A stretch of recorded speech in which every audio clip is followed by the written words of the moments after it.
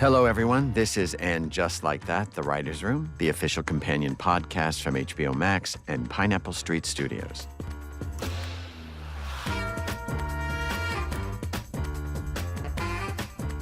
I'm Michael Patrick King, executive producer, writer, and director of And Just Like That, and I'm joined by executive producer and writer Elisa Zuritsky. Hi, everyone. And executive producer and writer Julie Rottenberg. Hi, guys. And co-executive producer and writer Rachna Fruchbom.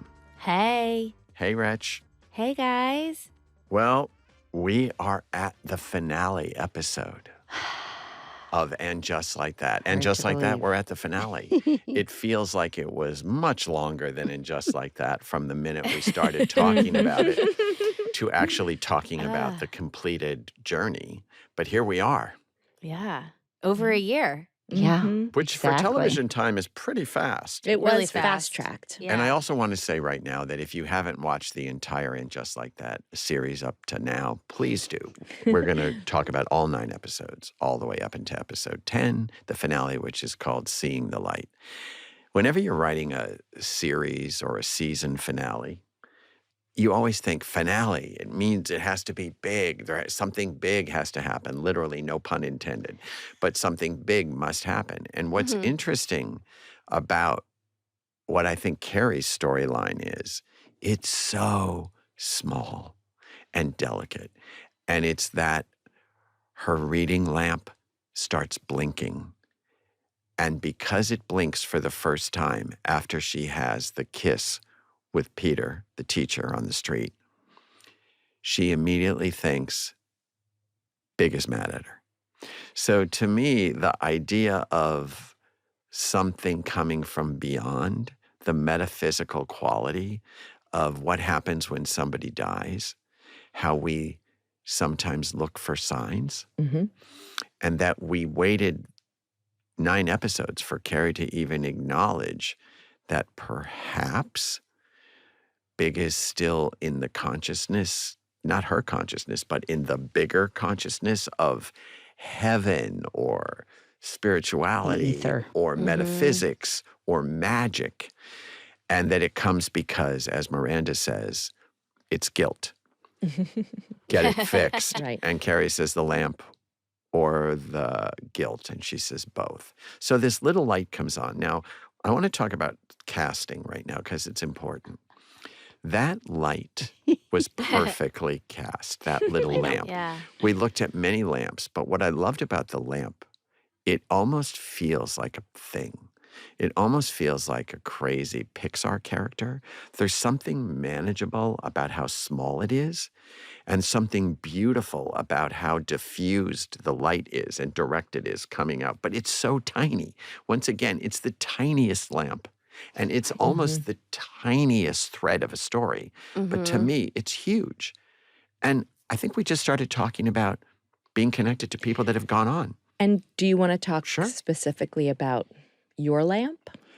My mother passed on and seems to be coming through every light that she can find within our family, from Christmas trees to outside lights to my sister's recent experience where she was asleep in one of those adjustable beds and she woke up and it was moving and she looked over and the remote was all lit up. And a psychic told me that my mother was so excited that she could say hello through electricity. So, I mean, you can put that wherever you want, but the reality is it did give me a doorway to start pitching to these guys. What if something comes through a lamp? Right. And, we had talked a lot about going to a psychic at one point. Oh, yeah, that's right. We thought, that's that's a thing people do when somebody dies. Yes. They want to go to a psychic. But we've seen psychics, and then you're always doing the psychic character. So all of a sudden it became the lamp. And just the fact that it pops on after the kiss.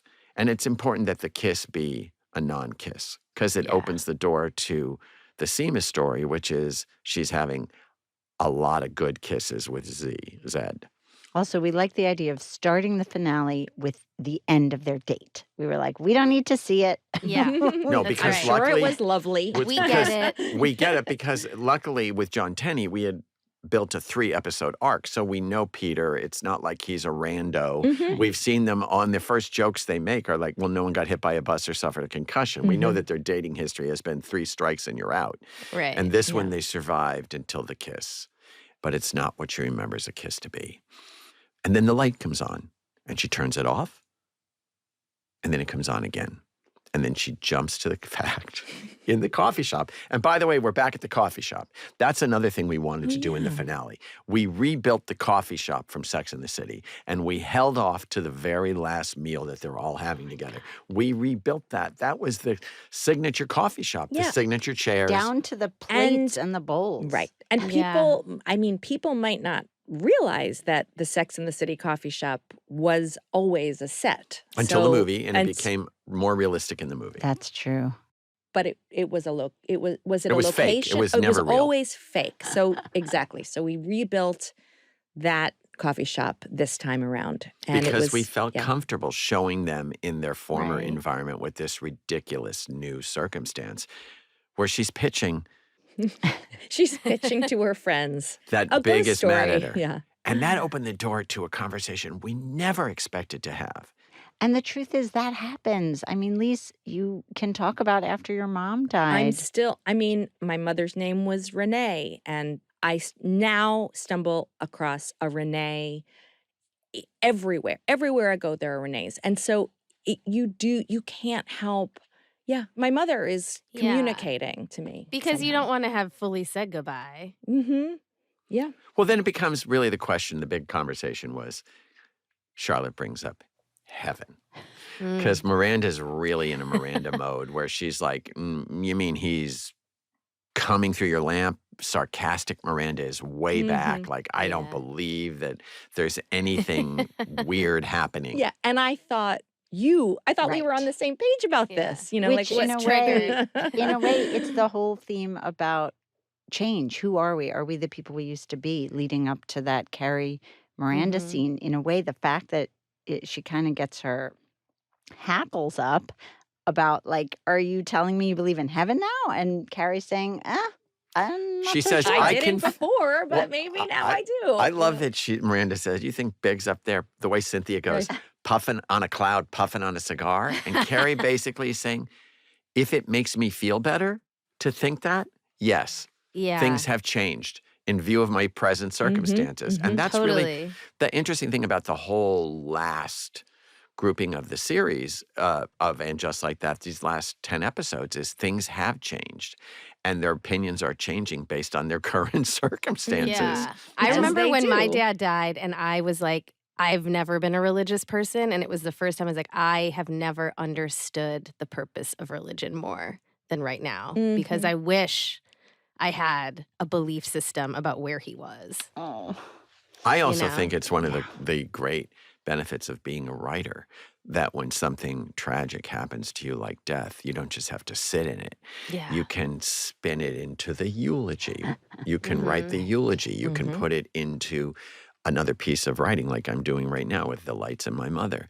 And then Carrie has taken it and crafted, because she's a writer, this scenario, this fantastical scenario, which she's sort of laying at the table like, yay or nay, like prove, disprove. And of course, Charlotte, all of a sudden, is like, do you think Big's up in heaven wanting you to never kiss anybody again?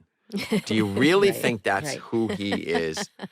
I mean, that's a good sentence to ask. And it's the ultimate projection of Carrie, because Carrie actually says, if it makes me feel better to think that he's up there and doesn't want me to kiss someone, she could have chosen to say he's blessed this idea, but instead it's her. She's writing all the rules. She's writing the story. Right. She's setting the limits. And she's also being pushed gently by the lamp to start thinking about her feelings about kissing somebody else. Yes. And then the other gentle push we give her is from John's brother. He meets her for lunch and basically says, "Where's John?"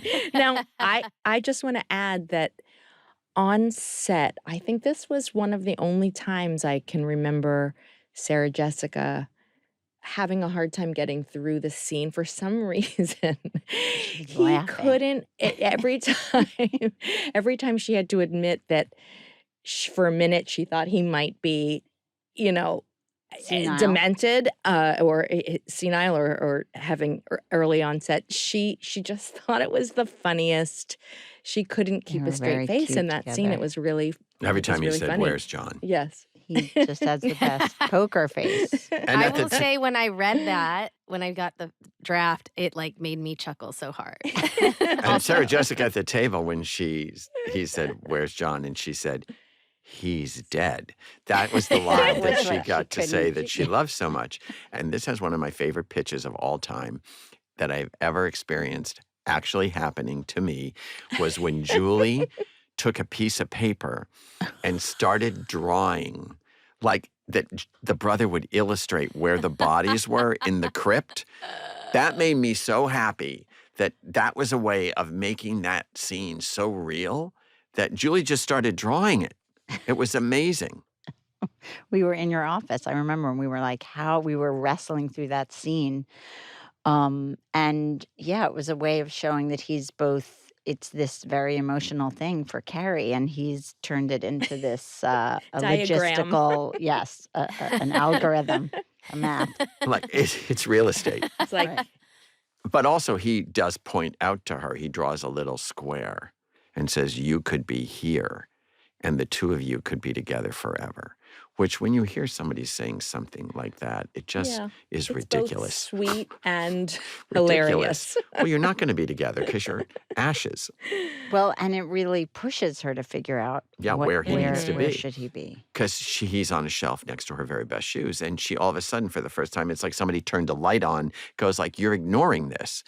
And then he says it's coming up on a year, which is our way of saying to the viewers, This if is you've a been year. tracking Time's this is a passing. year. Yeah. Also, I believe that sometimes the people closest to the person who suffered the death, they couldn't be the one to do it. Someone else, he had to come in and give her the nudge. And say, also ownership Mm-hmm. of the body.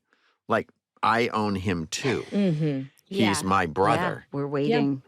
Who's going to win? Is he going with my family or what's your better plan? Which opens Carrie to the second chamber of her storyline, which is where does Big want to be? Yeah. Where does Right. Big want to be? Mm-hmm. But before that, she leaves that lunch and returns to the lamp store where she has taken the lamp earlier Mm-hmm. and says it just comes on weirdly by itself. And the clerk repairman says, "That's very strange," which you just is like, okay, I got one more. I got one more in heaven, camp. Right. One more in heaven. It is, isn't it? Leading the witness. It is. She's like, yeah. And then this time he says, "I fixed it. It was a wire." Yeah. That's one of my favorite moments of her performance when she's disappointed. It's Yeah. a tiny moment of, oh, it was a wire. Okay. Mhm. You know, It like takes out the magic. the magic. Yeah. Yeah. He's gone. It wasn't a Mhm. gentle reminder, but he's gone. Also, before that, though, as you start to go through taking inventory, the first person she tells about the kiss is Seema, who is the newest friend. The second people she tells are Charlotte and Miranda, who are the 100-year-old friends. Mhm. And then the final card that's not being played is her telling Samantha. Yeah. And the fun thing that happens in the diner scene is we start all the storylines in one scene, which is very classic Sex and the City storylines. One person says something, Miranda's storyline starts, "Ooh, I'm meeting Chay's family." Charlotte has that Charlotte explosion of, You're "Ooh, meeting the things are going family." well." And Carrie Yeah. says, "I love that you're still that girl." And then Charlotte gets a text from who? The Rabbi Jen, and we learn that Charlotte has been at the very, very late hour. I think we said it was 2 weeks before the they-mitzvah. All the other rabbis have fallen out, alleged family emergencies. And thank God they've gotten this trans rabbi, and who better to preside over a they-mitzvah than a trans rabbi. And so we set up that Charlotte, over the course of this season, has gone from struggling and wrestling with her child's gender exploration to fully on board, embraced it, trans rabbi built a party around built it. rebranded the term from bar or bat mitzvah to they-mitzvah. And of course, we know something's got to go wrong. And then we meet Rabbi Jen, played by Hari Neff. Oh, my God. Who is one of the strongest appearances I've ever, she walks in and it's like, oh, okay, that's her show now. Yeah. For that scene is hers. But before she comes in, we do have Anthony, which is so great. And he has his Hot Fellas bread business. Oh, my God. Now, Elisa is a pro at making challah and knew a lot about this. We decided that we had to bring in the Hot Fellas guys because, as we mentioned, we always got bread on the days that we shot with the Hot Fellas. But also, it's a storyline. I mean, rather than shy away from a lot of shows introduce an element that's a thing, and then they don't ever address it again. Right. And our two kind of abstract thoughts were the podcast, which became very real, and the Hot Fellas, which was like a funny business. And we actually were able to follow it through, A, because it's funny to us. We get free bread. We get to see those acid-washed little Abner Hot Fella uniforms. And it's a great color for Anthony. So he comes up with what, Lisa? So he comes up with sourdough challah, which I did a little bit of research. It does exist. I've never seen it offered anywhere. In fact, I did also Google search, is there sourdough challah in New York City? To this date, I have not found it. The only thing you can't find on all of Google. One day, maybe I will try and make it. Business, yeah. But yeah, we always think, what would the characters really do? And I think Anthony really would have made sourdough challah for Charlotte's they-mitzvah event. And it was also a perfect way, hearkening back to episode 3, when Anthony gives Charlotte a little bit of tough love advice to show that when he hears that Rock is dragging their feet and not practicing, not rehearsing, isn't ready, that it's Anthony who goes in there and is like, cracking get that your whip. shit together. Yeah. Like, this is not a dress rehearsal. And I should also add that Julie and I, this very year, both were blessed enough to, while we were working on the show, throw bat mitzvahs for our respective daughters. So we had a lot to, and I can speak for myself. I did actually learn a portion of my daughter's Torah portion as I, a little bit supervised her rehearsal of the event. So this is where it becomes clear Elisa's a much better mother or Jewish mother. The shocking thing about a finale episode, specifically this one, when you talk to production, is somebody said to me, there are 3 parties in this one episode. There's the they-mitzvah, which we always knew was going to be giant and fantastic and art-directed. The Rainbow High. The Rainbow High and Charlotte. Candy and the candy bars. The service and the party. And then there what turns into be a party, which Miranda thinks she's going to meet Che's family. An intimate dinner. And dresses oddly like she's going to Easter dinner. Like she's wearing a pretty pink, presentable femme dress to meet the parents or the grandparents. And she walks into another party she wasn't expecting, which is this big nightclub party. And then the third party is the bizarre and fresh Jackie wedding to smoke. The surprise wedding. Yeah. The surprise wedding. So let's just talk a little bit about Miranda's not parent Easter dinner that she walks into. I had no idea. She just keeps repeating, I had no idea, because Che has a big surprise. You're not just meeting my parents, you're meeting everyone I love, and I'm going to sing and tell you I'm going to California. Through song. Through the Beach Boys. So the idea of Che singing, Sada Ramirez has an amazing voice. They won a Tony for Spam-A-Lot. They're a Broadway singer. They have a lot of soul. So it was like, okay, what are they going to sing?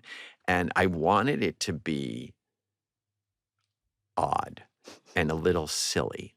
And so I knew that Che was going to announce California. So I thought about California, then California Girls, sung by someone of a non-binary gender. And then you see Miranda sitting between them, and they all have gray hair, Right. which never experienced until that moment. We're like, oh my God, there's 3 women who love Che, and they all have gray hair. And then Che announces they're going to California. Now, Cynthia, come on. God. Cynthia's. Well, we've set up at the beginning of the episode that she's relieved that this family meeting is happening because after the fight, I think Miranda was feeling insecure. So this feels like another badge of things are going well. And then as she's watching Che sing the line, East Coast girls. I really dig the way the clothes they wear. Yes, and you see Miranda look a little flattered, a little like who me, and then it gets obviously turns into this reveal, and you see Miranda trying to keep a good. Is this a bad thing? She's so game and kind of trying to pretend like I'm down with this. And of course, inside she's dying. And then pretending to be loving it. Right. Like totally on board. And I think we should talk about the fact that we really wrestled with, like, are they going to be together at the end? Is this the end? I mean, for a lot of the writing process, we thought this was to that. Breaking them up. She was going to go and then she wasn't going to go. That was we were building that conflict. For a long time, we were talking about the question of monogamy, and with Che over in California not promising to stay faithful to Miranda, what would the old construct, that would be unacceptable. And that actually does make a lot of sense, but it doesn't make sense if Che doesn't say that, though. So once that's removed, which then Che doesn't say that. Right. Yeah. Che says, I wanted the woman I love to be in the room with all the other people I love. And then also Che says, I want you to come with me. So that was big. That was a big offer. And the other interesting thing about it, it's fraught because before Che can sing, they down 2 shots of tequila. And then you're asking someone who has just had a kind of borderline drinking issue. Oh, yeah. The audience is watching someone who needs liquor to sing, watching Miranda, who when later in the second part of this thing where they're actually having the conversation, Miranda's twisting open a mineral water carbonated bottle and she's drinking it's almost like a drinking game. Every time Che says something that emotionally upsets her, she pours another something. I felt like we were building toward Miranda realizing I have to choose myself. And then suddenly that felt like the expected thing. And of course, it's going to be Miranda chooses herself. And then we were like, why are we doing that? I also think we really, I don't know, at least for me, there was like also just like wanting to be clear for Miranda that she didn't leave Steve for Che. Right. She left Steve because it wasn't working anymore. And then she has Che, and that those things aren't like intertwined in the way it would seem. So I think part of the avoidance of having her do the thing that now it's like, of course she has to go, was like wanting to make that clear. Well, plus also the interesting thing in 2022, as people watch and sort of process this, it's 2022. We're talking about characters that we would never have seen in 1962, yet people still want to promise. Like Che has to promise something. Like if you're leaving that person, then you better have a firm commitment to this person. It's so interesting how we keep dragging our societal paradigms or patterning, which is what we've talked about a little bit in episode 9, into our current reality. So the interesting thing that we came up with, and I think Elisa was like, she has to give herself permission to change and then change back. She kept wanting very strongly, and Julie and I were like watching Elisa birth this idea that you can be one thing and then change back again. Well, yeah, we had 2 discussions around Miranda, and one was, should she go or not? And then the other was around her hair, changing her hair back to red. And I felt like Miranda as a character all these years has been so many great things, but she's also been very rigid and in her mind following, you could almost see that she's following so many rules that she made up and that she feels strongly about and that she believes in. And that at a certain point, I think I felt very strongly that she had locked herself into a box that she needed to break out of. And Yeah. that felt exciting. And then the idea that she would go back to her gray hair, we had, that just sort of like bolt of blue, what could be the final moment for what's a final moment for Miranda? And it came to me the red hair. And we had talked earlier in the You writer's came room. when you said the right, you actually gave a qualifier. Okay, I'm going to say something. Get ready. I'm going to say something. What if she dyes her hair to red? Yeah. And my first reaction was no. Julie's a redhead, by the way. I am a redhead. That's Julie's thing. Exactly. No, well, probably because I one day might have to wrestle with, do I dye my hair? And I think I bought into this idea that Miranda was being true to herself by letting her hair go gray. Well, she made And speeches. Yeah. That's what I love. Right. And in the classic, our other familiar show before this familiar show, is when anyone made a soapbox, it had to break. Yes, Right. Yes. That's And it. I think my first reaction of no, was, what will that say? Are we saying something that Right. we have yeah. to? Right. And that's That you're right. Yeah. And that's that your adventure lives in this superficial thing or something. Right. Yeah, we made a statement, the gray hair, and I think in my mind, that's what Miranda that would be her first level. Well, what is this going to say if I do this? And then, fuck it, I feel like it. I'm allowed. I'm allowed. I feel like we're allowed to feel like doing things. Yeah, and I feel like thematically too, this series was also obviously exploring what's new chapters look like, how do you shift, how do you change, but then also what pieces of you do you keep with you, even in your change things. And so in some ways, Miranda choosing red is that's a piece I'm keeping. I want to do that, and I think that's really cool. In the same way, Carrie's look, I don't care if I have a hip deformity. I'm still the girl who wears heels. There's the stuff you keep and the stuff you shift. Yeah. But especially with Miranda, when she holds the which Brady says, what happened to all the gray pride, which is just so close to gay pride, but it's gray pride, and it's both her storylines, and it's very weird.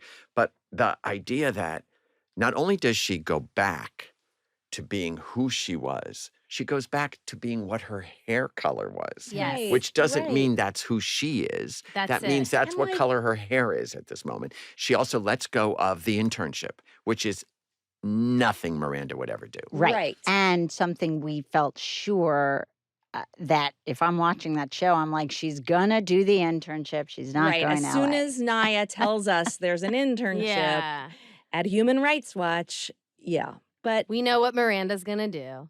And that also led us to, because remember that scene in the bathroom with Miranda and Carrie and Rabbi Jen did not exist at the time of the table read. And I remember, first of all, we loved Hari. Am I saying it right? Yes. We loved that actress so much that we were like, let's give her more. But people who have been friends for 100 years, there is also this implicit feeling of a contract of you're this person. I know that. And then if you make certain changes, it also harkens back to the first episode where she says, you don't like my hair because it makes you feel old. It's if you're going to do this crazy thing and be un-Miranda, leave the internship and go with someone who may or may not give you what you want or need in the end, then that's going to force me to look at what I'm doing. But I want to point out that no one says that. That's in Miranda's head. Of course. And also, Carrie doesn't say, if you're going to do this crazy thing, doesn't judge it. Right. Yeah. She says, are you doing this? Why are you doing this? There's a door open. Their conversation in the bathroom is about surprise. And Miranda comes in trying to be all of Miranda. She comes in with a schedule. I can do this if I do this. If I do this, I can go to Paris and drop the ashes with you. I can do this, I can do this, and I can do this. And then she's also arguing the other part, which is when Carrie brings up reality, you can't do that. It's too far. She goes, but I want to be there. I want to be there for you, and I want to be there for Che. And Carrie's just the mirror to her insecurity. And Carrie is not judging her. She judges her once when she says, what are you going to do? Sit in an audience and laugh all day. And then she owns it. But the fact of the matter is Miranda is in a growth spurt. It's really about the fact of the matter. And Elisa, you said you can have a choice. And what I agree with that with a caveat, which is as long as you're honest and clean with the people whose lives you're affecting along the way. You can't just leave Steve and go. You have to sit down from Steve. And you have to have the hard conversation. You have to have the hard conversations with your partner that you're leaving, with your partner that you're going to. And the great thing about the nightclub scene after Che sings is old Miranda is there calling Che on their shit. You had no time, but you had enough time to do a whole song and practice. And then Che goes, I'm a fucking narcissist. Che's a stand-up. Owns their shit. The one line we did cut was, Miranda, you don't like stand-up comedy. But that's like in the old draft of Carrie trying to awaken Miranda to her old self. It's like, you hate stand-up. But the idea of Carrie and Miranda in the bathroom, having as Rachna just said, the hard, uncomfortable conversation. But it's really Miranda just saying, why can't I be this new person? And Carrie says, you can. Why are you asking me for permission? And that's the grown-up. That's right. And it's like sort of saying like you don't just come of age one time at 13 or whatever. Right. Like That's there's many so chapters true. and you can come of age at any of those chapters. And I think like there's so much, even though it might feel shocking to people, there's so much hope in Miranda's story. By the way, first of all, this whole thing happens when somebody's in a traditional bat mitzvah, somebody would be turning from a girl to a woman. And all of a sudden, these two grown-up 55-year-olds are having a discussion while they're eating penny candy. So they're 13 and 55. But the thing is, when Miranda says, I'm going to be in L.A., Carrie reacts with Miranda projects that Carrie's judging it. But in reality, Carrie's mortified that she assumed that anybody else had to continue on this journey with her. So she actually pulls away because she wants to get away, because she realizes the mirror she's is held up to her. I've been this needy friend. And also, no one's going all the way with me. I have to do it alone. But she assumed just that those two ladies would be there for her, just like Carrie assumed that she would take the internship. Needless to say, the last vignette of Carrie is Carrie's version of reality. I mean, the gown she's wearing, the hair, the Eiffel Tower bag, the gloves.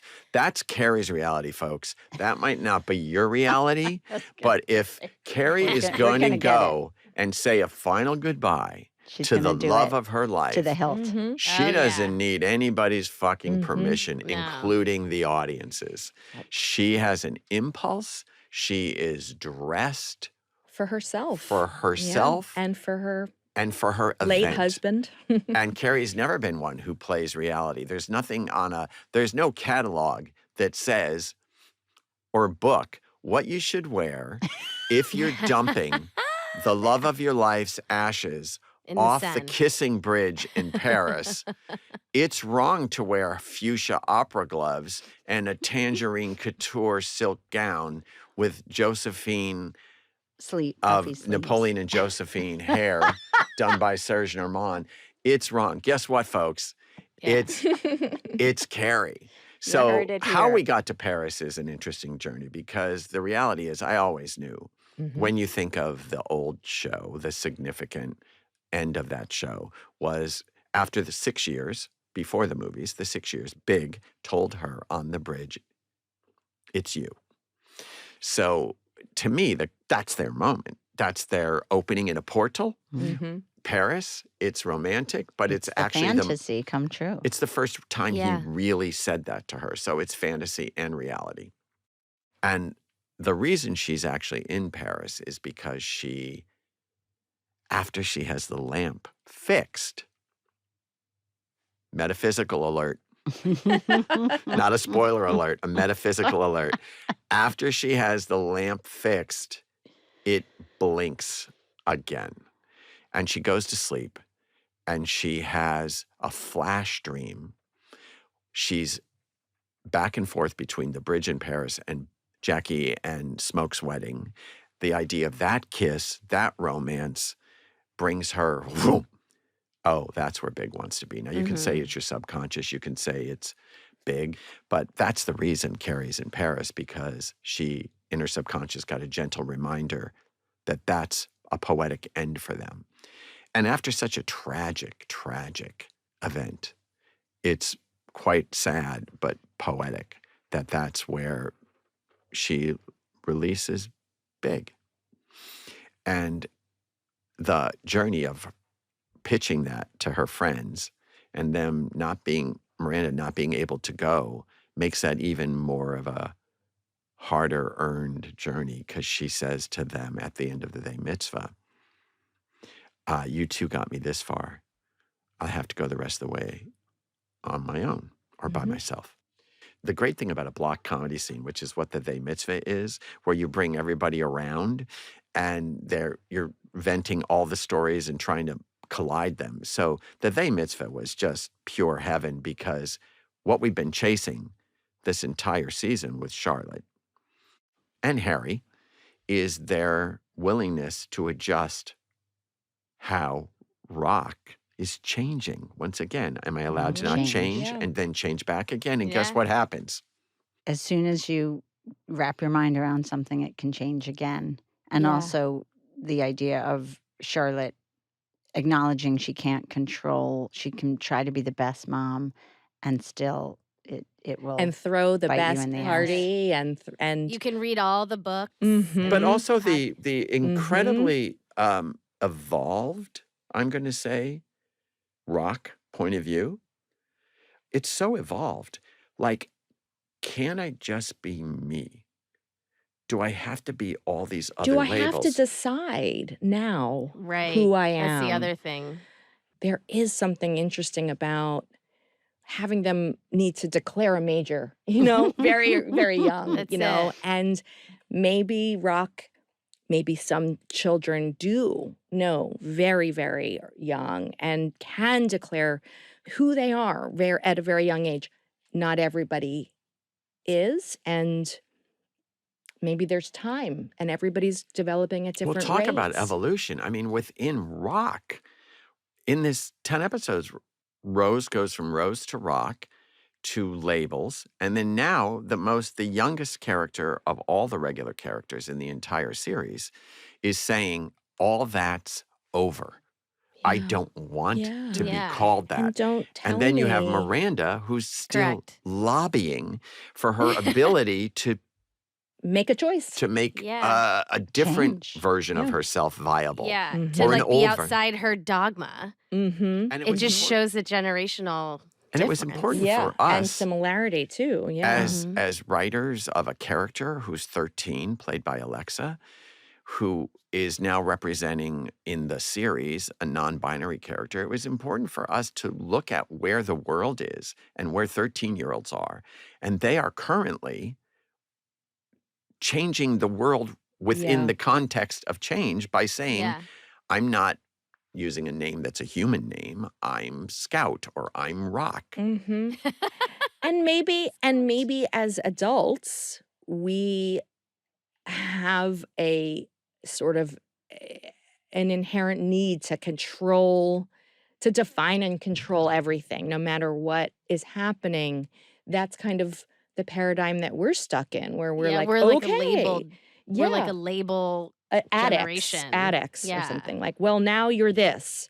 Well, that goes So- back to the stand-up where Che says basically, check a box. Which box you're going to check? Yeah. Mhm. And the We're reality, box checkers. and then Harry Mhm. is so funny, going, like, what? An And then, Oculus. what do you want? Like, who are you? Yeah. What's it And going to take? And Charlotte, Yeah. I mean, literally, we've put Charlotte between a rock and a hard place. Yes. We've put True. Charlotte That's in funny. And in a her hairy place. Right? in her worst nightmare. She's got a social event that needs to be a certain way. Yeah. And the key element is the star, who no one's been listening to, Right. We said saying, I don't wanna have do the this. fire Right. to learn these words. Yeah. I'm not practicing. Right. I mean, when someone is not doing something, instead you just label it lazy, Mhm. cocky, but in reality, didn't identify, Mhm. didn't, Yeah. and went the journey with the parents, and then finally says, I'm not going to lie doing it. Yeah. in front of people. Yeah. And in a way, while the Rose Rock story is a very specific one about gender, it's really just, it applies to all of parenting because 1000%. Mhm. your child is always going to surprise you. You're never going to be able to wrap your whole Yeah. mind around Mhm. wherever they are.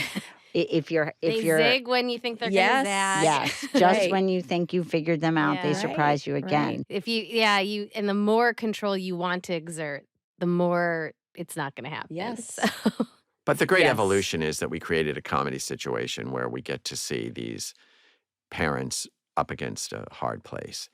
And Yeah. then for Charlotte, she makes her demand, her soapbox, stands on a soapbox. Someone's going out there and doing this They-mitzvah gay today. they-mitzvah today, and then it's her. And then I, at this moment, I need to give a special shout out to Kristen Davis because that woman, in the previous series, Julie and I wrote the Shabbat episode where she memorably pounds on the table and says, set the date, after she's made her first Shabbat dinner for Harry.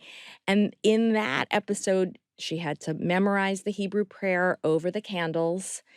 And boy, did she study She to learn practiced. that. And then this, I before Kristen got the script for the finale, I had a moment with her and I said, I hope you're okay. Hope you don't mind learning one more bit Prayer. of Hebrew. And That you have to sing. So she learned it. Yeah, and sure, she 'cause studied she it. does And everything. she's so amazing. They do she's everything. a dream. She's a dream. And I was beaming like a parent. And I was editing that day when we shot the they-mitzvah, so I wasn't on the set for this second part. And when I saw the dailies of Charlotte's family, Oh my God. I got so emotional because I saw it with fresh eyes. I saw Harry, not her dream date, not the man she ever thought she'd be with. Yeah. Mm-hmm. Lily, the child she couldn't conceive, who became a daughter from China. And then Rock, who just 10 episodes was the child that she did give birth to as a daughter named Rose, standing there as Rock In a in suit. a non-binary pink suit. And just the image of that, where people get to in their lives, or where fictional people get to in their lives, so touched me. But really the journey that really got me was how wide Charlotte's arms were to go for the love that she thought life needed to be. Like, oh, I'm not getting it this way. I'm just going to keep opening and opening and opening and opening to the idea of love in whatever form it comes to me. Oh, that's so well put. Mm-hmm. And there it is. And it's nothing she would have ever written for herself. No. It's something that we were able to write for her, but it's only because Charlotte's heart her journey was so about love. Yeah. Yeah. And then you think about Carrie letting go of the love that she worked so hard to find and facing The unknown. What's next? And what's next is our final little gift, our final little trick as a writing room. Our depth-defying magic act was Franklin. The secret engineer in the weapon. booth. Yes. The hottest extra. Yeah. We got Ever. Ivan Hernandez.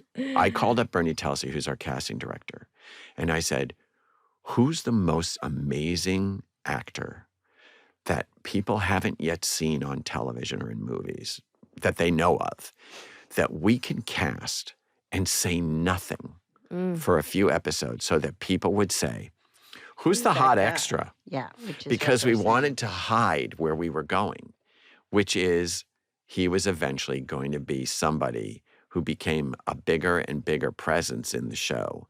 And just the That's idea that he's just the hottest extra in the first episode. And then in episode 4, he starts to talk. And the first thing he says is he tells Chloe she gets it. He protects Carrie's feelings. Yes. And then it just starts to be cute and fun. In episode 3, he says, I agree, Carrie, about the city bike. So there's all these breadcrumbs, so much so that people like started glitter, around episode 4 saying, she's going to saying. wind That up with guy. him. Yeah. Well, wind up with him. What does that mean? The fact of the matter is the idea that Franklin at the wedding says to her, that's a kiss at Jackie's wedding, and then says, I've been watching you since you got there. You're a podcast. And then, of course, she has a joke, how dare you? But he goes, give me a shot. So, I mean, that's telling the audience, here's this is it. He's right there for you. And also, we didn't want to end on the bridge. No, because that's most where you think it would end. Well, you would end. Let's talk about the bridge. Before we go past the bridge, let's talk about the bridge. Aside from letting go of Big, what she does is she picks up her relationship with Samantha. Well, Yes. and in a way, this idea that the worst thing already happened. She says that. And the truth is, now she's done the hardest thing. And I think it's a way of doing that other scary thing. Or her heart's open, like Charlotte's. Yeah, And- exactly. And the other loss, the other really big loss is this friendship. Samantha. And Yeah. to sort of let go of the no longer alive love and realize that the other love is actually not alive. very far away Literally, geographically. it's a channel of love. Yeah. Because you can go It's from true. Paris to London. It felt realistic Yeah. Yeah. that Carrie would be there and go, I'm in Paris. Yeah. Mm-hmm. Want to meet for a cocktail. And Samantha, for the first time, instantly responds, how's tomorrow night?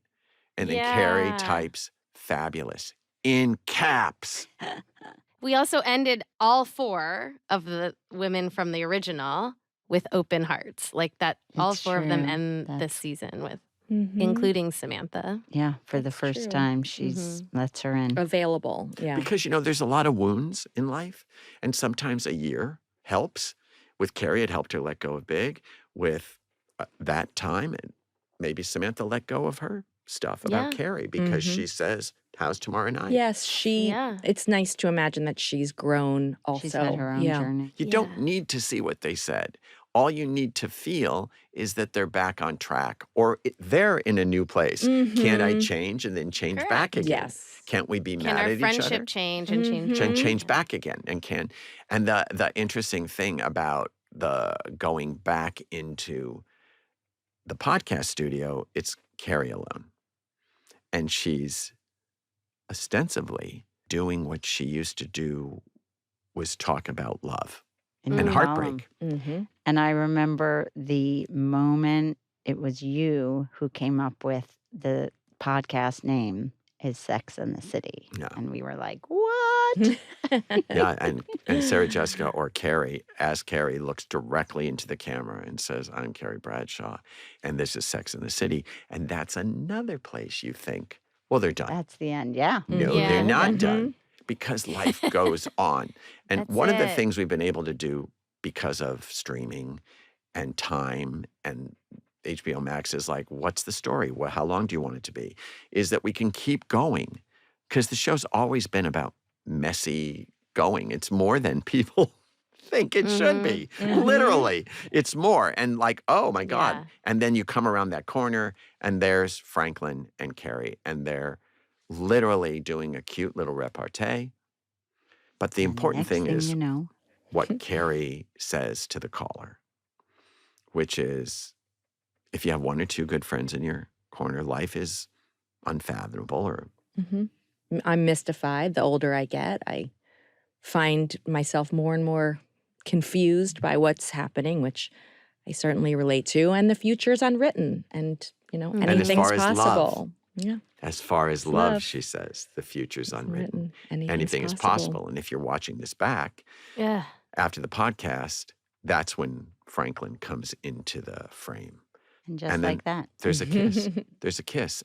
And what I love about the kiss is that there's a kiss, and then Carrie goes back for the second part of the kiss. It's not just a kiss, but as the doors close, she's like, more of that. Yeah. And so we leave the viewers after many episodes of Carrie's journey from dark to light in something that is very romantic. And open. Hopeful. And open. Possibilities there. Possibilities. And we talked a lot about the last line. And we decided there is no, it's just, and just like that, ... That's it. And, people always think when you start a show, do you know where you're going? You're getting in the car. Do you know the destinations?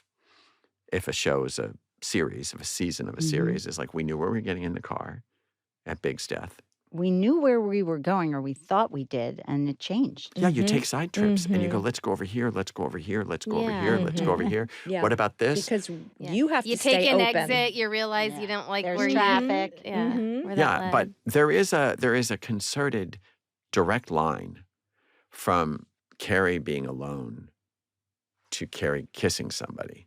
That is a very calculated, hard-earned journey that we wanted to make sure it took a year out of respect to get her to the place of lightness. And it's a first kiss It's between them. Yeah. and there is light, which is echoing the other lights, only it's not a malfunctioning light. It's an actual spontaneous light that just appears between the two of them.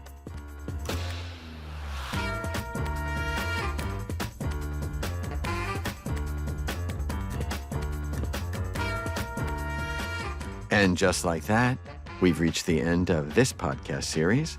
Thanks, Rachna, Elisa, and Julie, Kelly, and Samantha, for all the conversations about And Just Like That. And thanks to all you, the listeners. It's been a pleasure to open up our writing room. Till we meet again. This is the official companion podcast for the HBO Max show And Just Like That. And it's a production of HBO Max and Pineapple Street Studios. Our executive producers are Barry Finkel, Gabrielle Lewis, Max Zielinski, and Jenna Weiss-Berman. Our senior producer on the show is Emmanuel Hapsis. Jonathan Shiflett is our producer, and Janelle Anderson is our associate producer. Our managing producer is Aaron Kelly. Josh Gwynn is our story editor, and our engineers are Davey Sumner and Elliot Adler. Production music is courtesy of HBO Max.